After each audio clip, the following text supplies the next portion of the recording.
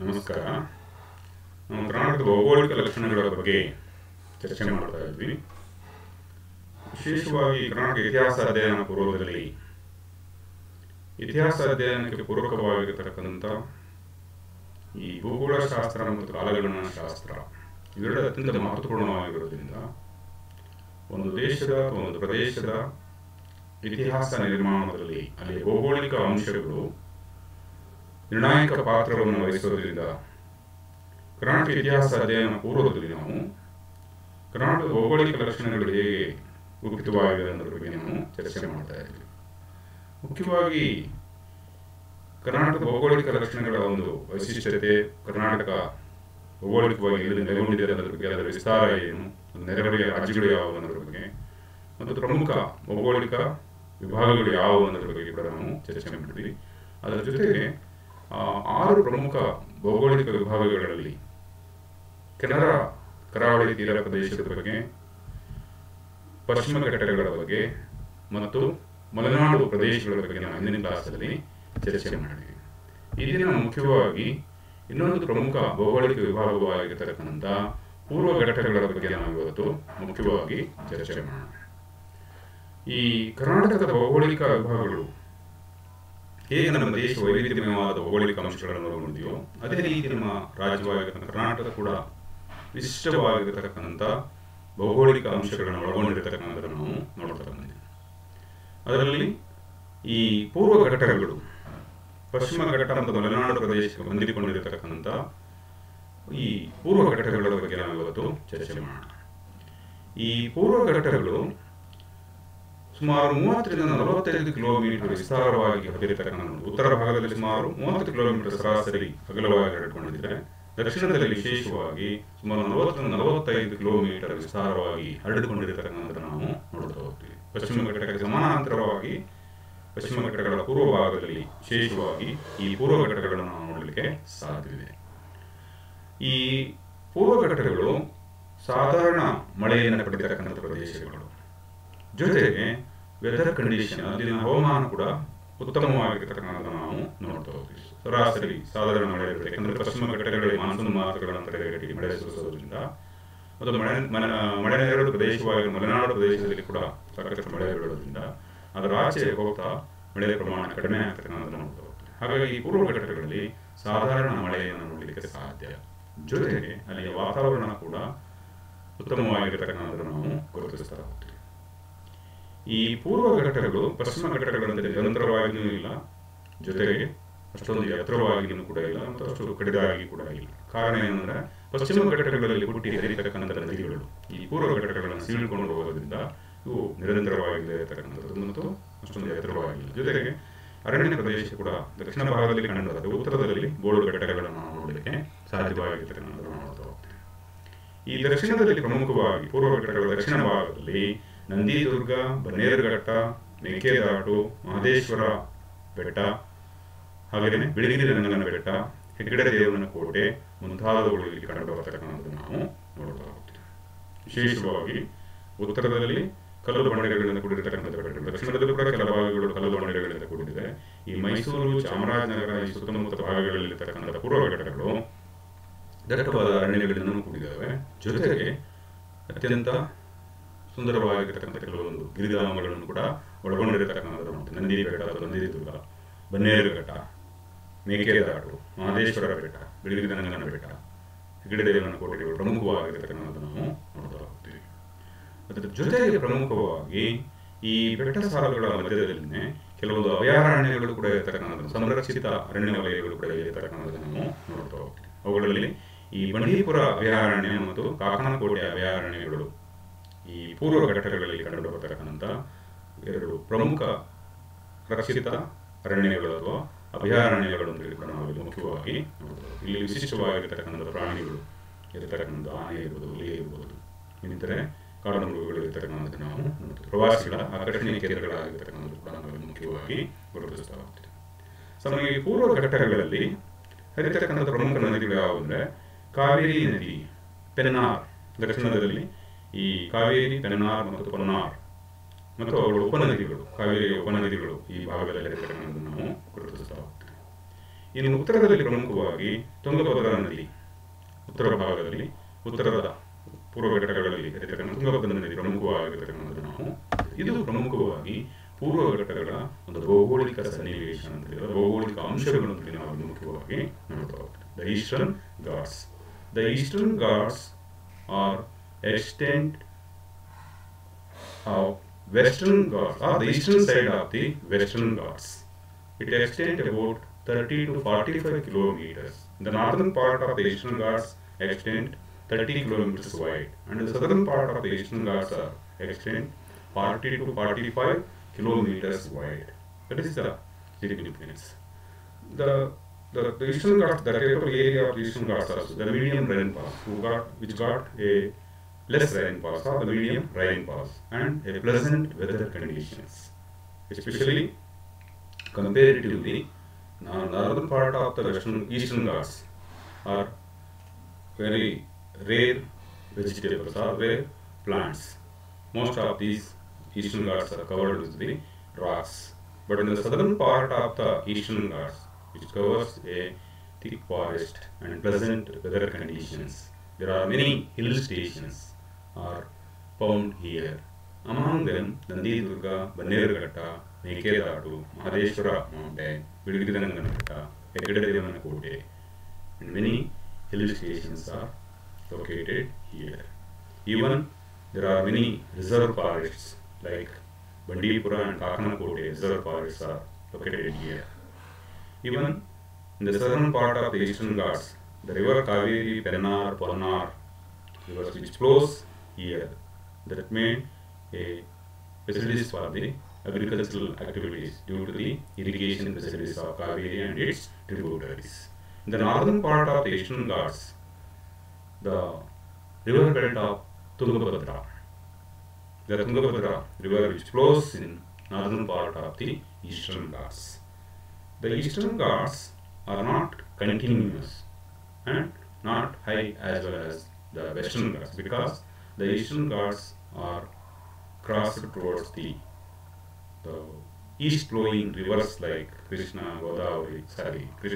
Bhima, Ghataprabha, Malaprabha, Tungabhadra, Kaveri and many others. That's why they are not extend in a continuous or very high compared with Western Ghats. Next we shall discuss about what are the influence of the Eastern Ghats. ವಿಶೇಷವಾಗಿ ಈ ಪೂರ್ವ ಘಟ್ಟಗಳು ಹೇಗೆ ಇತಿಹಾಸದ ಮೇಲೆ ಪ್ರಭಾವ ಬೀರಿದೆ ಅಥವಾ ಕರ್ನಾಟಕ ಸಾಂಸ್ಕೃತಿಕ ಪರಂಪರೆಯ ಮೇಲೆ ಇತಿಹಾಸ ಮತ್ತು ಸಂಸ್ಕೃತಿಯ ಮೇಲೆ ಪ್ರಭಾವ ಬೀರಿದೆ ಅಂತ ನಾವು ನೋಡ್ತಾ ಹೋಗ್ತೇವೆ. ಈ ಪೂರ್ವ ಘಟ್ಟಗಳು ರಾಜಕೀಯವಾಗಿ ಅನೇಕ ರಾಜಮನೆತನಗಳಲ್ಲಿ ತಲೆ ಎತ್ತಲಿಕ್ಕೆ ಕಾರಣವಾಗಿರತಕ್ಕಂಥದ್ದು ನೋಡ್ತಾ ಹೋಗ್ತೇವೆ. ಹಲಸಿಯ ರಾಜರುಗಳು ಈ ಪೂರ್ವ ಘಟ್ಟಗಳಲ್ಲಿ ತಮ್ಮ ರಾಜ್ಯವನ್ನು ಸ್ಥಾಪಿಸಿ ಆಳ್ವಿಕೆ ಮಾಡಿರ್ತಕ್ಕಂಥ ನೋಡ್ತಾ ಹೋಗ್ತೇವೆ.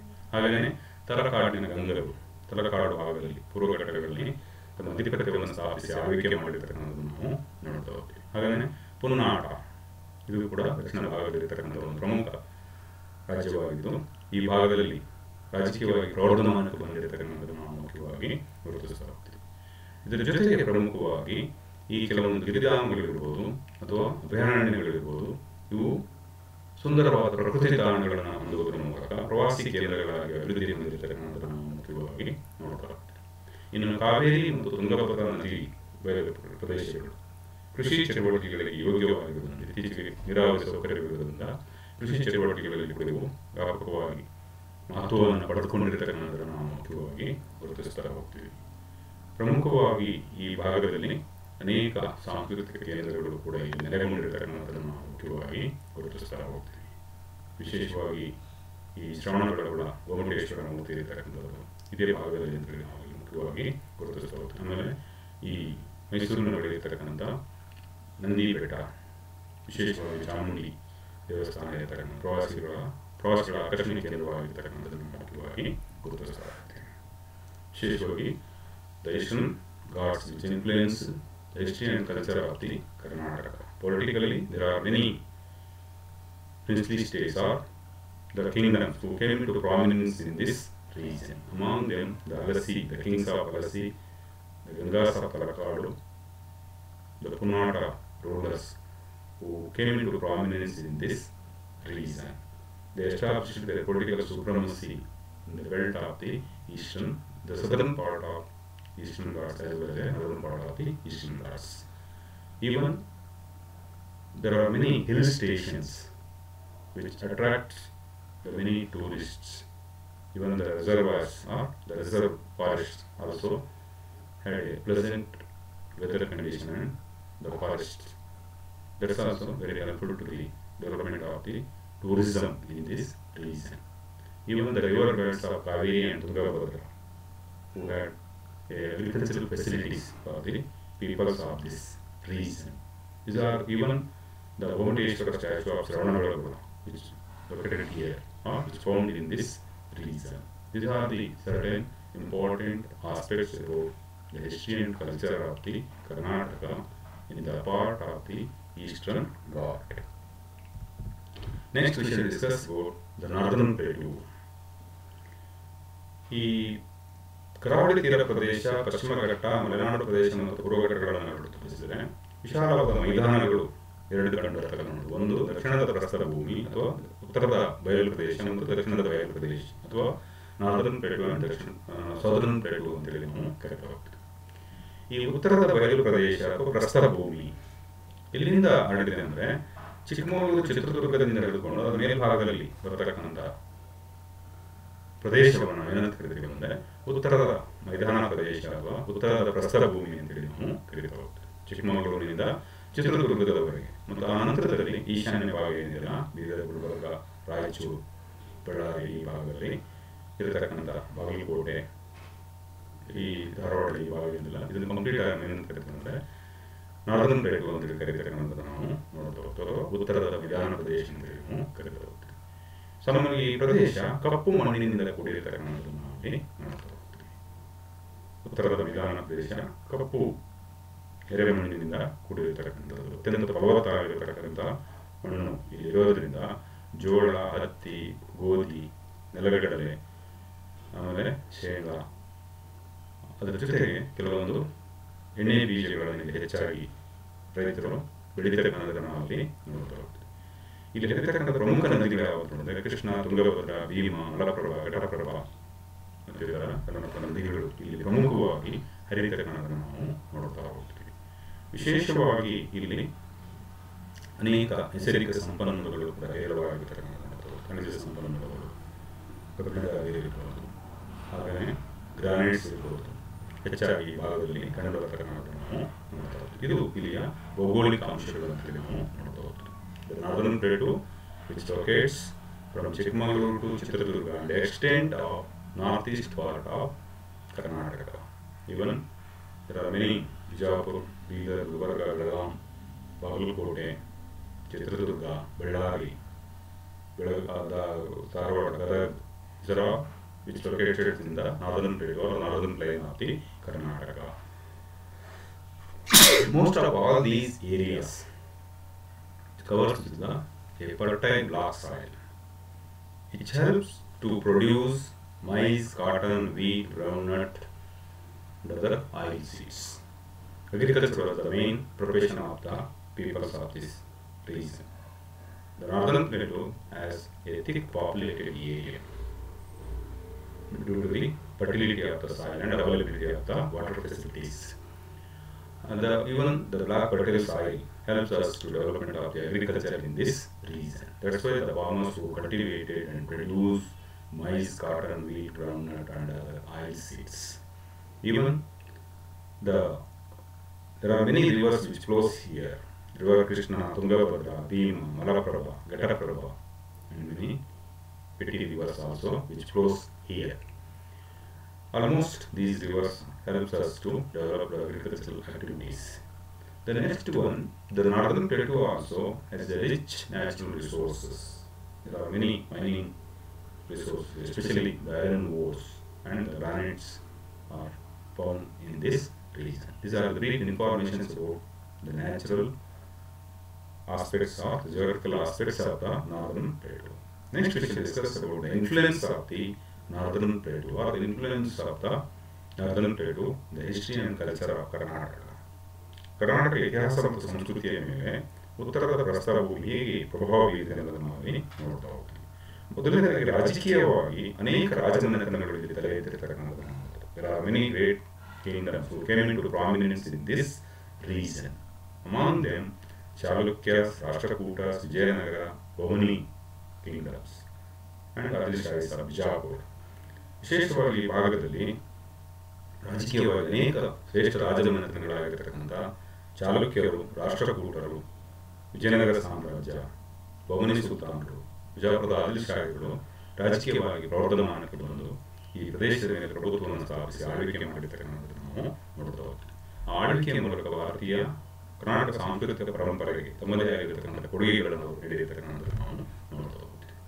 ಇನ್ನು ಸಾಂಸ್ಕೃತಿಕವಾಗಿ ಅನೇಕ ಸಾಂಸ್ಕೃತಿಕ ಕೇಂದ್ರಗಳು ನೆಲೆಗೊಂಡಿರ್ತಕ್ಕಂಥ ಬಾದಾಮಿ, Aihole, Pattadakal, Hampi, Bidar, Gulbarga, Vijayapura, Chitradurga, many places are the most important cultural centers which locates in this region.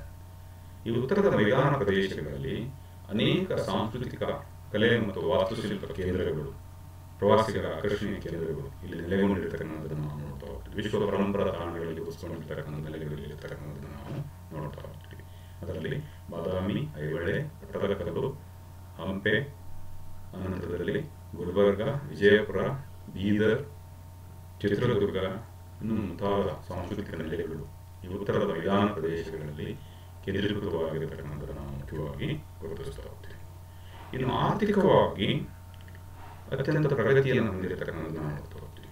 ಕಾರಣ ಇಲ್ಲಿ ದೊರೆತಕ್ಕಂಥ ಅನೇಕ ಖನಿಜ ನಿಕ್ಷೇಪಗಳು, ಬಂಗಾರ, ಹಟ್ಟಿ ಚಿನ್ನದ ಗಣಿ ಇರಬಹುದು, ಐರನ್ ಓರ್, ಬಳ್ಳಾರಿ ಸುತ್ತಮುತ್ತ ಭಾಗದಲ್ಲಿ ಕಬ್ಬಿಣದ ನಿಕ್ಷೇಪ ಹೇರಳವಾಗಿರ್ತಕ್ಕಂಥದ್ದನ್ನು ನೋಡ್ತಾ ಹೋಗ್ತೀವಿ. ಬೆಳ್ಳಿ ನಿಕ್ಷೇಪಗಳು ಹೇರಳವಾಗಿ, ಹಾಗೆಯೇ ಈ ಕಡೆ ಬಾಗಲಕೋಟೆ ಮತ್ತು ಬಿಜಾಪುರ ಭಾಗದಲ್ಲಿ ಗ್ರಾನೈಟ್ ಉತ್ಪಾದನೆ ಕೂಡ ಪ್ರಸಿದ್ಧಿಯನ್ನು ಪಡ್ಕೊಂಡಿರ್ತಕ್ಕಂಥದ್ದನ್ನು ನಾವು ಮುಖ್ಯವಾಗಿ ನೋಡ್ತಾ ಹೋಗ್ತೀವಿ. ಇದರ ಜೊತೆಗೆ ಧಾರ್ಮಿಕವಾಗಿ ಕೂಡ ಉತ್ತರದ ಮೈದಾನ ಅಥವಾ ಪ್ರಸ್ತುತ ಭೂಮಿ ಇತಿಹಾಸವನ್ನು ನಿರ್ಮಿಸಿರ್ತಕ್ಕಂಥದ್ದನ್ನು ನಾವು ಮುಖ್ಯವಾಗಿ ನೋಡ್ತಾ ಹೋಗ್ತೀವಿ. ಅನೇಕ ಸಾಧು ಸಂತರಲ್ಲಿ ರಾಜಕೀಯವಾಗಿ ಪ್ರವರ್ಧಮಾನ ಪಡೆದಂಥದ್ದು ಅತಿ ಮುಖ್ಯವಾಗಿ ವೀರಶೈವ ಧರ್ಮ, ಬಸವಣ್ಣನವರ ಕ್ರಾಂತಿ, ಶೈವ ಧರ್ಮವನ್ನು ಪ್ರವರ್ಧಮಾನಕ್ಕೆ ತಂದಿರತಕ್ಕಂಥದ್ದು, ಅಥವಾ ಸಾಮಾಜಿಕ ಮತ್ತು ಧಾರ್ಮಿಕ ಪಿಡುಗುಗಳನ್ನು ಹೋರಾಡ್ತಿಕ್ಕೆ ಅವರು ಹೋರಾಟವನ್ನು ಮಾಡಿರ್ತಕ್ಕಂಥದ್ದು ನೋಡ್ತಾ ಹೋಗ್ತೀವಿ. ದಾಸಶ್ರೇಷ್ಠರಾಗಿರುವ ಕನಕದಾಸ, ಪುರಂದರದಾಸರು ಇಲ್ಲಿ ನಡೆದಾಡಿರ್ತಕ್ಕಂಥದ್ದನ್ನು ನಾವು ನೋಡ್ತಾ ಹೋಗ್ತೀವಿ. ಇದು ವಿಶೇಷವಾಗಿ ಈ ಉತ್ತರದ ಮೈದಾನಗಳಲ್ಲಿ ಕಂಡುಬರತಕ್ಕಂಥ ಪ್ರಮುಖ ಅಂಶಗಳು ನಾವು ನೋಡ್ತಾ ಹೋಗ್ತೀವಿ. ನೆಕ್ಸ್ಟು ದಕ್ಷಿಣದ ಪ್ರಸ್ತರ ಭೂಮಿ. ವಿಶೇಷವಾಗಿ ಈ ಶಿವಮೊಗ್ಗ, ಚಿಕ್ಕಮಗಳೂರಿನ ದಕ್ಷಿಣ ಭಾಗದಲ್ಲಿರ್ತಕ್ಕಂಥ ಜಿಲ್ಲೆಗಳನ್ನು ಈ ದಕ್ಷಿಣದ ಪ್ರಸ್ತರ ಭೂಮಿ ಅಂತೇಳಿ ನಾವು ಮುಖ್ಯವಾಗಿ ಗುರುತಿಸ್ತಾ ಹೋಗ್ತೀವಿ. ಎಕ್ಸ್ಟೆಂಡ್ ಇನ್ ಬೆಂಗಳೂರು, ಕೋಲಾರ, ಮಂಡ್ಯ, ತುಮಕೂರು, ಮೈಸೂರು, ರಾಮನಗರ, ಚಿಕ್ಕಬಳ್ಳಾಪುರ ಈ ಪ್ರದೇಶಗಳನ್ನು ನಾವು ಏನಂತ ಕರಿತೀವಿ ಅಂದರೆ ದಕ್ಷಿಣದ ಪ್ರಸ್ತರ ಭೂಮಿ ಅಂತೇಳಿ ನಾವು ಕರಿತಾ ಹೋಗ್ತೀವಿ. ದಕ್ಷಿಣದಲ್ಲಿ ಬರತಕ್ಕಂಥ ಜಿಲ್ಲೆಗಳು ವಿಶೇಷವಾಗಿ ಬೆಂಗಳೂರು ಇರ್ಬೋದು, ಕೋಲಾರ ಇರ್ಬೋದು, ಮಂಡ್ಯ, ತುಮಕೂರು, ಮೈಸೂರು, ರಾಮನಗರ, ಚಿಕ್ಕಬಳ್ಳಾಪುರ ಈ ಪ್ರದೇಶವನ್ನು ನಾವು ಸಾಮಾನ್ಯವಾಗಿ ದಕ್ಷಿಣದ ಪ್ರಸ್ತರ ಭೂಮಿ ಅಂತೇಳಿ ಕರೀತಾ ಹೋಗ್ತೀವಿ. ಉತ್ತರದ ಪ್ರಸ್ತರ ಭೂಮಿ ಕಪ್ಪು ಮಣ್ಣನ್ನು ಹೊಂದಿದೆ, ಎರೆಮಣ್ಣನ್ನು ಹೊಂದಿದೆ. ದಕ್ಷಿಣದ ಪ್ರಸ್ತರ ಭೂಮಿ ಕೆಂಪು ಮಣ್ಣಿನಿಂದ ಕೂಡಿರತಕ್ಕಂಥದ್ದನ್ನು ನಾವು ನೋಡ್ತಾ ಹೋಗ್ತೀವಿ. ಇದು ಕೂಡ ಫಲವತ್ತಾಗಿದ್ದು ಕೃಷಿ ಚಟುವಟಿಕೆಗಳಿಗೆ ಯೋಗ್ಯವಾಗಿರತಕ್ಕಂಥದ್ದನ್ನು ನಾವು ನೋಡ್ತಾ ಹೋಗ್ತೀವಿ. ಇನ್ನು ನೈಸರ್ಗಿಕವಾಗಿ ಗ್ರಾನೈಟ್ ಹೇರಳವಾಗಿರ್ತಕ್ಕಂಥದ್ದನ್ನು ನಾವು ನೋಡ್ತಾ ಹೋಗ್ತೀವಿ. ಜೊತೆಗೆ ಅರಣ್ಯ ಸಂಪನ್ಮೂಲಗಳು ರಹಿತವಾಗಿರ್ತಕ್ಕಂಥದ್ದನ್ನು ನಾವು ಗುರುತಿಸ್ತಾ ಹೋಗ್ತೀವಿ. ಕೃಷಿ ಪ್ರಧಾನವಾದ ಈ ಪ್ರದೇಶದಲ್ಲಿ ರಾಗಿ, ಭತ್ತ, ಆಮೇಲೆ ದ್ವಿದಳ ಧಾನ್ಯಗಳು, ತೆಂಗು, ರೇಷ್ಮೆ ಮುಂತಾದ ಬೆಳೆಗಳ ಮೇಲೆ ಹೆಚ್ಚಾಗಿ ಬೆಳೀತಕ್ಕಂಥದ್ದನ್ನು ನಾವು ಮುಖ್ಯವಾಗಿ ನೋಡ್ತಾ ಹೋಗ್ತೀವಿ. ದಕ್ಷಿಣ ಪ್ರಸ್ತರ ಭೂಮಿಯಲ್ಲಿ ಹರಿತಕ್ಕಂಥ ಪ್ರಮುಖ ನದಿ ಅಂದರೆ ಕಾವೇರಿ ಮತ್ತು ಅದರ ಉಪನದಿಗಳು ಅಂತೇಳಿ ನಾವು ನೋಡ್ತಾ ಹೋಗ್ತೀವಿ. ಹೇಮಾವತಿ, ಕಬಿನಿ, ಚಿಲಿಜ ಮುಂತಾದ ನದಿಗಳು ಇಲ್ಲಿ ಹರಿತಕ್ಕಂಥದ್ದನ್ನು ನಾವು ನೋಡ್ತಾ ಹೋಗ್ತೀವಿ. ಇವು ಈ ಪ್ರದೇಶದಲ್ಲಿ ನೀರಾವರಿ ಸೌಲಭ್ಯಗಳನ್ನು ಕಲ್ಪಿಸಿ ಆರಂಭದಲ್ಲಿ ಆರ್ಥಿಕವಾಗಿ ಹಿಂದುಳಿದಿದ್ದರೂ ಕೂಡ ಇತ್ತೀಚೆಗೆ ಇವು ನೀರಾವರಿ ಸೌಕರ್ಯಗಳನ್ನು ಹೊಂದಿರುವುದರಿಂದ ಕೃಷಿ ಚಟುವಟಿಕೆಗಳಲ್ಲಿ ಸಾಕಷ್ಟು ಪ್ರಗತಿಯನ್ನು ಹೊಂದಿರತಕ್ಕಂಥದ್ದನ್ನು ನಾವು ಮುಖ್ಯವಾಗಿ ಗುರುತಿಸ್ತಾ ಹೋಗ್ತೀವಿ. ನೆಕ್ಸ್ಟ್ ಈಗ ಈ ದಕ್ಷಿಣದ ಪ್ರಸ್ತರ ಭೂಮಿ ಹೇಗೆ ಇತಿಹಾಸದ ಮೇಲೆ ಮತ್ತು ಸಂಸ್ಕೃತಿಯ ಮೇಲೆ ಪ್ರಭಾವ ಬೀರಿದೆ ಅಂತ ಹೇಳಿ ನಾವು ನೋಡ್ತಾ the southern plateaus which locates the southern part of the Karnataka beyond the Shivamogga and Chikkamagaluru districts. It extends in Bangalore, Kolar, Mandya, Tumkur, Mysore, Ramanagara, Chikkaballapura, in this region. Almost all these plateau or this plain has a red soil, fertile red soil. It helps us to develop the development of the agricultural activities in this region. Moreover, the southern plateau has a rich granite resources and a forest. The agricultural activities are most predominant in this region. The farmers who produce ragi, rice, cereals, coconut, silk, and other products. The river Kaveri and its tributaries, which flows in this region, that is the main source of the agricultural activities in this region, because the southern plateau has a less rainfall. Due to this, the farmers who depends upon the water facilities of the Kaveri and its tributaries like Hemavati, Kabini, Shimsha, and others. Next, we shall discuss about the influence of the southern plateau of history and culture of Karnataka. ವಿಶೇಷವಾಗಿ ರಾಜಕೀಯವಾಗಿ ಅನೇಕ ರಾಜಮನೆತನಗಳಿಗೆ ತಲೆ ಎತ್ತಿರತಕ್ಕಂಥದ್ದನ್ನು ನಾವು ನೋಡ್ತೀವಿ. ಗಂಗರು, ಮೈಸೂರಿನ ಒಡೆಯರು, ಬೆಂಗಳೂರಿನ ನಾಡಪ್ರಭುಗಳು, ನೊಳಂಬರು ಈ ಪ್ರದೇಶದಲ್ಲಿ ಆಳ್ವಿಕೆ ಮಾಡಿರ್ತಕ್ಕಂಥದ್ದನ್ನು ನಾವು ನೋಡ್ತಾ ಹೋಗ್ತೀವಿ. ದಕ್ಷಿಣ ಪ್ರಸ್ಥದ ಭೂಮಿಯಲ್ಲಿ ಈ ಕೋಲಾರದ ಗಂಗರಿರ್ಬೋದು, ತಲಕಾಡಿನ ಗಂಗರಿರ್ಬೋದು, ಮೈಸೂರಿನ ಒಡೆಯರಿರ್ಬೋದು, ಬೆಂಗಳೂರಿನ ನಾಡಪ್ರಭುಗಳಿರ್ಬೋದು, ತುಮಕೂರು ಮತ್ತು ಹಾಸನ ಭಾಗದಲ್ಲಿ ಆಳ್ವಿಕೆ ಮಾಡಿರ್ತಕ್ಕಂಥ ನೊಳಂಬರು ಇಲ್ಲಿ ಆಳ್ವಿಕೆ ಮಾಡಿರ್ತಕ್ಕಂಥದ್ದನ್ನು ನಾವು ನೋಡ್ತಾ ಹೋಗ್ತೀವಿ.